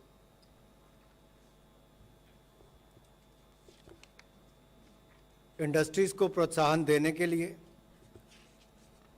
औद्योगिक बुनियादी ढांचा बनाने के लिए, green energy का क्षेत्र हो या डोमेस्टिक डिफेंस प्रोडक्शन की बात हम करें, इक्विपमेंट की बात करें, तो उसके लिए विशेष तौर पर पूंजीगत और औद्योगिक व्यय करने के लिए, एक्सपेंडिचर के लिए विशेष तौर पर 10,200 करोड़ रुपए का अतिरिक्त बजट आउटले किया गया है, ताकि इस दिशा में हम कदम उठा सकें कि भारत में ही निर्माण भी हो, ज़्यादा उद्योग भी लगे और उनसे हम बल मिल सके। जो हमने रिफॉर्म्स की बात की थी आत्मनिर्भर पैकेज में, उसी दिशा में जहां एक और डिफेंस मंत्रालय ने, रक्षा मंत्रालय ने लिस्ट ऑफ वेपन्स की बात की कि भारत के अंदर ही बनेंगे, विदेशों से इंपोर्ट नहीं होंगे, या बाकी क्षेत्र जिनमें रिफॉर्म्स लाने की बात कही थी वो भी, और बाकी औद्योगिक आधारभूत ढांचा बने, इन सब को मजबूती प्रदान करने के लिए अतिरिक्त एडिशनल जो हमने बजट आउटले किया वो लगभग 10,200 करोड़ रुपए का किया गया है, ताकि इसको स्टिमुलस के रूप में हम दे सकें, कैपिटल और इंडस्ट्रियल स्टिमुलस के रूप में। We move to the last, which is the 12th announcement for today. We provide not a very big sum, you may think, but 900 crores for research and development as regards the COVID vaccine development which is happening. And this is being provided for the COVID Suraksha mission, purely for R&D purposes. And please notice that this money goes to the Department of Biotechnology, not health. It goes to the Department of Biotechnology for research purposes. Now, automatically, the question arises, is this what is being provided for COVID vaccine? No, this is for provision towards research activity related to the vaccine. The actual cost of the vaccine or the logistics for the vaccine to be distributed to the country is a totally different matter. We are not talking about that here. The actual cost of the vaccine or the logistics required for distributing the vaccine is totally different, and whatever is required for that, as and when it is required, will be provided. But this is totally a different purpose, and this is for research towards the vaccine development, which goes for the Department of Biotechnology. So that's my last announcement for today. Of course, after the Hindi, there's the one other slide which will tell you about the fiscal distribution table.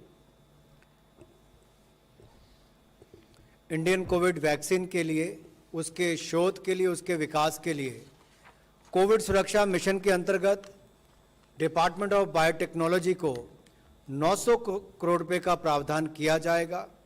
ये दी जाएगी ताकि वो शोध कर सके, विकास कर सके, research and development के लिए दिया जा रहा है ताकि उस दिशा में कदम उठाए जाएं और तेजी से काम हो। ये बिल्कुल मिनिस्ट्री ऑफ हेल्थ से हटकर है, हेल्थ और फैमिली वेलफेयर के, कि जब वैक्सीन आएगी उसके ऊपर जितना खर्च होगा उसको लाने ले जाने का वैक्सीन के ऊपर, उसके लिए भारत सरकार जो प्रावधान करना होगा पूरी दिल खोलकर उस पर प्रावधान भी करेगी। ये पैसा केवल 900 करोड़ रुपया बायोटेक्नोलॉजी डिपार्टमेंट को दिया गया है कोविड सुरक्षा मिशन के अंतर्गत इंडियन कोविड वैक्सीन को बनाने के लिए, शोध करने के लिए, उसके निर्माण के लिए, विकसित करने के लिए। So we now go to the much looked up to kind of a table. What is the money? You have it there before you. The 1,45,908 was something which partly got announced yesterday, but that is also because yesterday the cabinet had decided, so we wanted to announce it immediately. But the figures are here. 2,65,080 crores. Okay, can we move to the next? The first announcement of PM Garib Kalyan package, 192,800, 1,92,800. Atmanirbhar Bharat Abhiyan 1.0, 11,02,650. PM Garib Kalyan Protsah Anna Yojana, extension of 5 months from July to November, 82,911, although the scheme ran from March itself. Atmanirbhar Bharat Abhiyan 2.0, which was announced 1 month ago, 73,000. So this package, Atmanirbhar Abhiyan 3.0, 2,65,080. 1, 2, 3, 4 total is there. RBI measures which were announced as of 31st October, you have 12,71,000 something. Totally 29,87,641 crores. Now, for those of you all who very quickly would want to say, so what did you do? How much did RBI do? I just give you a quick back of the envelope calculation. You may go back, do your homework, and come back to cross-question us. You're welcome. total of 15% of the GDP is what has been given here as stimulus till today. Total of 15% of the GDP. You may divide that between the government and the RBI, never mind. Just the government, 9% of the GDP. With that, I conclude. Thank you. Thank you very much, ma'am. 26, we take the question.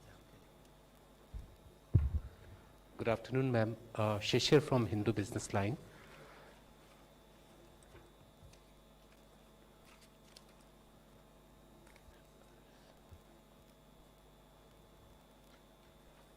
Yeah, good afternoon, ma'am. Shishir here from Hindu Business Line. Yeah, ma'am, about the emergency credit guarantee scheme that has been extended till March 31st. So will the limit of 3 lakh crore will also be extended? Second thing, the second part of this scheme where you have said that 50 crore to 500 crore, what will be the condition? Will that be included in 3 lakh crore or will there be a separate limit for that? And what will be the rate of interest for 9.25 as you announced earlier, or will there be any change?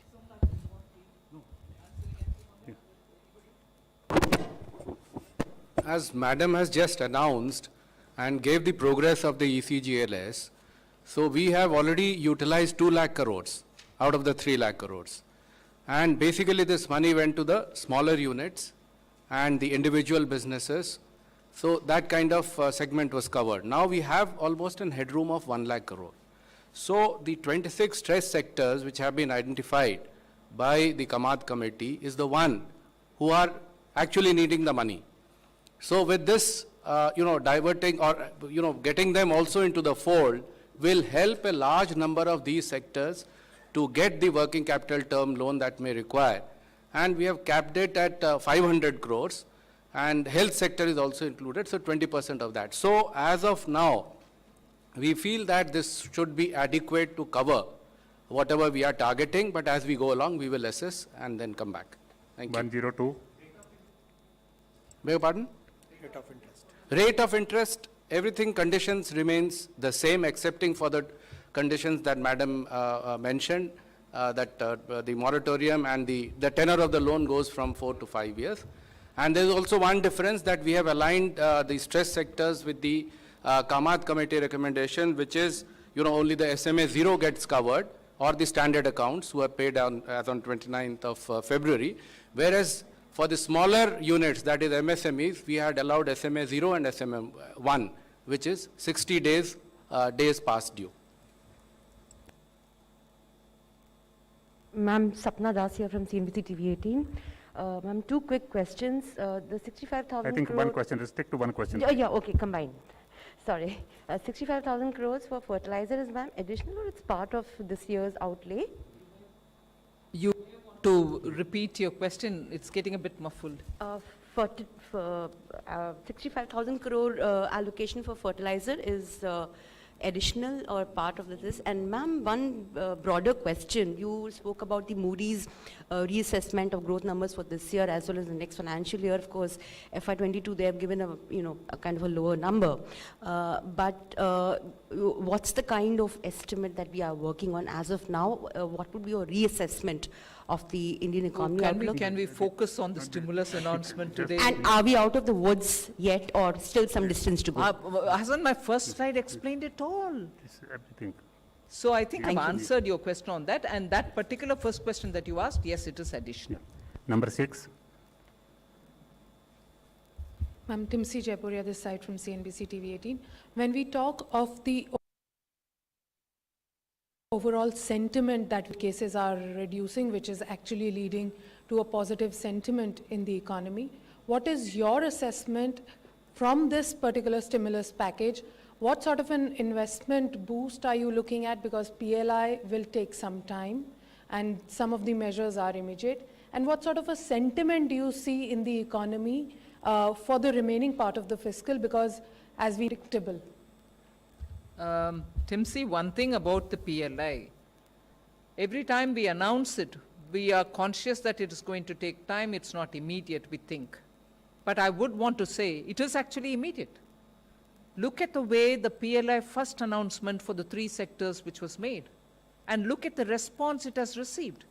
As a result of which, stakeholders in the other sectors felt that if they also had a PLI given to them, their sector will also get, a lot more robust. And the kind of investment which is coming into this country based on the PLI announcement for the mobile telephone operation and manufacturing. So PLI is a scheme which will run for long, medium term, but it has immediate impact on decision making for investment. Considering that in this country we've also, I have the finance secretary sitting next to me, who took the first major milestone decision of reducing the corporate tax. That together with the PLI has actually rushed in a lot of investment into this country for those sectors which were 3 in number. Now we expect the same response for these 10. 33. I think there are a large number of questions. from We are this side. doing everything to improve Hello? the sentiment. You should tell me what is the sentiment you're getting in the ground. Okay. They Yes. will Good respond to afternoon, answers. ma'am. Yeah, This 33. is Mukesh Kaushik from Dainik Bhaskar. You just informed us that rupees 25,000 crore were provided to as additional capital expenditure to Ministry of Transport and Ministry of Defence. Can you tell us what portion out of it is being provided to Ministry of Defence? And was it necessitated because of the current standoff going on at LAC? And can you give us an estimated amount of subsidy which would be given on account of EPFO contribution in category of 24% and 12%? Let me first clear the first question that you had in your mind. Giving that kind of money for the defense, particularly for production, domestic defense production, has been on its own steam growing substantially in the last 5-6 years. A lot of Indian companies are producing world-class defense equipment. Today we want that sector to be able to grow and export. So the amount declared there, 45,000 crores which you're referring to, was given with an intention that that defense production sector can grow and make India a manufacturing hub for defense equipments. That is the overriding reason. And the breakdown between defense and any other sector, I think gradually we'll share it. Do you have something? No, you can always. As regards the 25,000 that was announced 1 month ago, 10,000 was for the Ministry of Road Transport and 15,000 was for defense capital. And defense capital is for long-term purposes. The money is released this year for the purchase of defense equipment. It has no direct relationship with the situation on the border. 16. Manufactured in India. Manufactured in India, yeah. 16. Yeah. That is given in the table. You can see the figure of 4,500 crores, which is in the table that was shown here. Ma'am, I come back to the question about in terms of the announcement that you have made. This is the third package. Your secretary expenditures there, you have been working on the fiscal deficit. You're not going to be able to meet this target this year. How much is it going to go above? And second, most important, this money that you're borrowing from the market, where is it coming from? If you could kindly help us, because most people are concerned about in terms of how much will you breach the fiscal deficit? We are working on it. I'm sure sooner you'll get to know what is the kind of fiscal deficit number that we are wanting to give you after our calculations are worked out. And as regards where this money is coming from, Tarun had released a borrowing calendar, an amended borrowing calendar, so obviously we'll meet it out with that. 55. Good afternoon, ma'am. Ma'am, after you have announced the third Atmanirbhar package, in the budget we had estimated total spending of about 30 lakh crores for this year. Will the total spending now go up by that measure, or there is still some time before we get that calculation going? Isn't the total spending going up already? You are seeing through the various announcements. It is going up. 13. Ma'am, this is Ruchi Bhatia from ET now. We have been hearing a lot in terms of the vaccine development as well.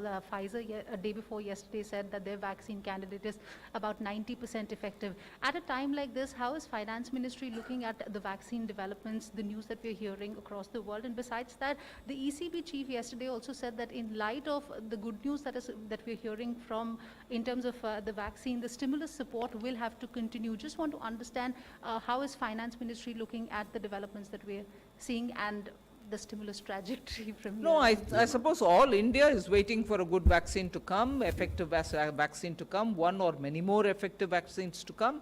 And as I said, we are also spending money on R&D for vaccine, aside from what we'll give when the vaccine is ready for us to buy and when the vaccine is ready to be distributed.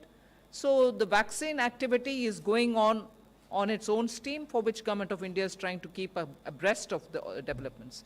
But aside from that, we are still working on the stimulus because the pandemic and its impact on the economy is something which all of us are assessing, talking to people, and where inputs are necessary, we are giving that. So both activities are going on. 157.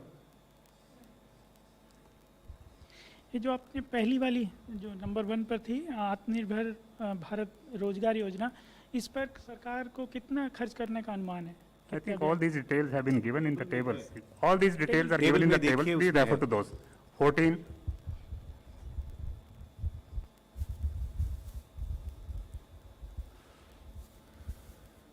मंत्री जी, हमारा सवाल आपसे है कि आपने कहा कि 26.4 जो है वेंडर्स की एप्लीकेशन आई, तो उसमें आपने अभी तक जो लोन सेंक्शन किए हैं वो 13 पॉइंट समथिंग है, यानी सिर्फ 50%.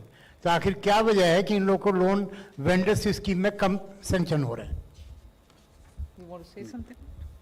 देखिए, ये जो अर्बन लोकल बॉडीज़ है, 103 शहर में ये योजना को प्रथम चरण में चालू किया गया है. तो अर्बन लोकल बॉडीज से जो रजिस्टर्ड है स्ट्रीट वेंडर्स, वो इसके पात्र हैं. अन्यथा अर्बन लोकल बॉडीज उनको कोई सर्टिफिकेट, एक लेटर ऑफ रिकमेंडेशन दे, वो भी पात्र बन सकते हैं.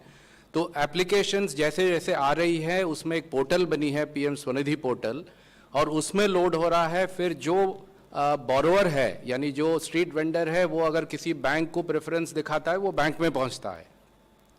अगर उसने बैंक का प्रेफरेंस नहीं दिया तो वो एक मार्केट प्लेस में एप्लीकेशंस रहता है, फिर बैंक्स उसको उठाते हैं. इस योजना का खासियत यह है कि इसमें 7% का इंटरेस्ट सबवेंशन है और एक क्रेडिट गारंटी भी है. तो आप समझ लीजिए, पिछले 2-2.5 महीने में लगभग इतने एप्लीकेशन स्वीकृत हो गए, और जैसे मैडम ने बताया 14 लाख एप्लीकेशंस सैंक्शन हो गए हैं और लगभग 7.5 लाख एप्लीकेशंस का वितरण भी हो चुका है. थोड़ा टाइम इसलिए लग रहा है कि उनको डिजिटल ऑनबोर्डिंग भी किया जा रहा है, वो एक उसका एक और अंश है स्कीम के तहत. और उनको अगर वो डिजिटल ट्रांजैक्शन करते हैं तो उनको कैशबैक भी मिलता है. तो स्ट्रीट वेंडर भी आने में, क्योंकि वो अपने कारोबार में लगा हुआ है, तो उनको आने में थोड़ा कठिनाई हो रही है. तो अर्बन लोकल बॉडीज और जिला प्रशासन से बराबर मिनिस्ट्री ऑफ हाउसिंग अफेयर्स और डीएफएस मिलके वीडियो कॉन्फ्रेंस करके उनको यही जोर दे रहे हैं कि उनको लाया जाए. शनिवार रविवार को भी कैंप लगा के उसका वितरण की जा रही है. धन्यवाद. 61. मैं मालूक प्रियदर्शी, सीएनबीसी आवाज से. जब से लॉकडाउन लगा तब से एक सेक्टर के लिए लगातार कहा जा रहा है कि सबसे ज़्यादा अफेक्टेड हुआ वो था एविएशन, होटल इंडस्ट्री और टूरिज्म सेक्टर. उसके लिए अभी तक अगर देखा जाए तो स्पेसिफिक कुछ भी अनाउंसमेंट नहीं है. क्या आने वाले दिनों में कोई और अनाउंसमेंट आ सकती है या ये आखिरी अनाउंसमेंट माना जाए? नहीं, ये स्ट्रेस सेक्टर क्या है, उसमें ज़रूर वो भी कवर हो जाएंगे ना. जैसे आप भी मान रहे हैं, कामत कमेटी भी माने कि ये स्ट्रेस्ड सेक्टर सबको 26 उन्होंने लिस्ट किया, हमने उसके साथ हेल्थ का भी जोड़ा है. सो उनको इसमें कवर हो जाएंगे. 15. मैम, मैं मोनिका जी मीडिया से. मैम, मेरा सवाल है कि इस पैकेज की घोषणा के बाद क्या अभी और कैपिटल डालने की ज़रूरत पड़ेगी सरकारी बैंकों में? हालांकि आपने 20,000 करोड़ रुपए का ऑलरेडी प्रोविजन किया है, और ये कब तक डाली जाएगी? मैं आज फोकस करती हूँ स्टिमुलस के ऊपर. 43. This question is either for Madam Minister or the Expenditure Secretary. So just to confirm, your budgeted estimates and fertilizer subsidies for this year was 71,000 odd crores and some change. So on the basis of good monsoon and extra area sown, you are changing that to 1.36 lakh crore, like 71 plus 65. Yes. In light of this and other additional expenditure, are we expecting additional borrowing announcement in, say, December or something?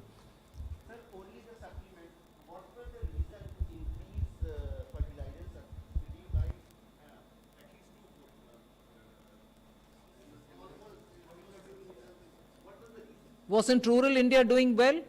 Isn't your Rabi crop also being speculated that it will be good? Isn't farmers' demand for fertilizers something which this government from 2014 ensured that there are no riots on the street with farmers coming and standing in long queues for fertilizer? We want to ensure that there shall not be any shortage for farmers who will want fertilizer. They have performed extraordinarily well during the lockdown. We can't afford to let them down now, so we want to ensure that fertilizers more than adequately will be available for them. Number 10. I think, okay, wait, this is already answered. He answered it already. Ma'am, this is Aishwarya Paliwal from India Today. Ma'am, you have already, you're saying you want to focus on the stimulus package today, but what's your assessment of what will happen in future? Because we are seeing COVID numbers rise. So do you have an assessment of how it might impact the economy? Well, I'm not sure if these rise are all across the board. Yes, in some parts it's increasing and it's causing concern, but it's not across the board, and that is why the first point that we mentioned about how COVID is receding, at least in the figures that we've shown, and the mortality rate has also come down. So that is something which we have to take on board. 44. Ma'am, on your fifth announcement, which is related to infra and the construction, which has been extended to ongoing infra contract, which are free from dispute, you said. Ma'am, with this regard, there has been issues from the investor, particularly foreign investors, with respect to enforceability of contract and the speedy dispute resolution. Do we see any particular, mediator or fast-track court settlement to deal with the infra-related contract, ma'am? You want to say anything on it? Yeah. It's essentially, A, it is not part of this package. B, it's more a matter within the purview of the judiciary than of the executive. So I don't think there's anything useful that I can tell you today. For the settlement of these contracts, in fact, if you see that during the last 1 year, the number of special courts, Ministry of Law has been working with the respective high courts, and then they are setting up special courts only to handle this, the commercial disputes. You have something? Yeah, just to tell you to add to what Finance Secretary said, they are working, and in fact, if we look at the outcomes, the number of days that it is taking in the Bombay High Court has reduced considerably, and now we are also working with the Delhi High Court, where it has also come down, but we are working towards bringing it down further. So a lot of action has taken place on that front. A lot of courts have been notified as exclusive courts for settling these matters. या ma'am मैं मनीष कुमार हूँ news 24 news channel से इस तरफ ma'am अभी हाल में हमने देखा कि बिहार विधानसभा चुनाव के दौरान सरकारी नौकरियों को लेकर काफ़ी बात की गई। आप जितनी भी घोषणाएं कर रहे हैं इसके ज़रिए अलग अलग सेक्टर में रोज़गार का सृजन होगा, लेकिन क्या सरकार इस बात पर मंथन कर रही है कि सरकारी नौकरियां जो अलग अलग पद विभागों में जो पद रिक्त हैं उसको भी भर्ती किया जाए जिससे कि रोज़गार का सृजन हो? क्या इस पर सरकार गौर कर रही है क्या? Point taken. 82. Hi, ma'am. Ramya from the print. I just wanted to. Ma'am, I just wanted to check with you that yesterday the RBI also talked about the unrelenting pressure of inflation and said that it's a major downside risk to growth. So is there any more inflation management measures that we can expect from the government? Also, the PLI scheme allocation of 1.45 lakh crore, it will be spread over the next 5 years in terms I think of yesterday it is already explained. All details are given in the public domain. Last question, 11. Just on the point of inflation, strictly the perishable goods are the ones which went up. And on the perishable goods, it's more because of some districts which got flooded. There are just not short-term but medium-term steps which are being taken by this government for better preservation of perishable goods, long shelf life, and so on, and providing a lot more weatherproof storage, particularly for crops like onion and potatoes. So I think that every season, we do face this in India till such a time, I suppose, we come up with a complete, elaborate system of storage for these crops. The government is working both on short-term and also the medium-term steps on it. Import where necessary for the short duration, and for the medium term, enough investment is being attracted with great incentives being provided for agri-infrastructure, if you may recall, particularly during the Atmanirbhar that we've announced for creating of agri-infrastructure. With that, I suppose we'll be able to address that question. Last question, Ma'am, this is Krishnanand Tripathi from ETV Bharat. Though the active cases have come down and fatality rate has also come down, but some European countries are witnessing a second COVID wave. And Prime Minister himself said that jab tak dawai nahi, tab tak dhilai nahi. But in this round, you have not announced any specific measure for vast majority of countries poor. Like I think, cash, please like focus. cash This is a health-related issue. Health Ministry is having a weekly. Will there be a separate announcement? Focus Because on they today's need some announcements. support to tide over the harsh winter. No, on the COVID, a health ministry is giving you periodically a brief. Food, fuel and cash component that you announced as, in March, will it be extended so that they can tide over the harsh winters? Well, If there I've is second given you COVID wave. data till now. PM has announced the extension of the food security measures till November. So if there's anything, we'll come back to you. I just want to take one additional input which I'd given about establishments which employ 1,000 or below. And I said probably we'll be able to cover 95% of establishments in that. I've been just corrected by Tarun. It's not 95, it's 99.1% of all establishments will be covered by that.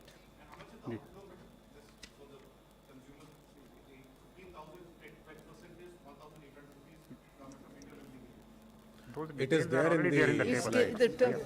Per month. Already in the table, those details are there. Thank you very much, ma'am. आप सबको दिवाली की बहुत बहुत अग्रिम बधाई, आपके पाठकों और दर्शकों को भी. Thank you very much, sir.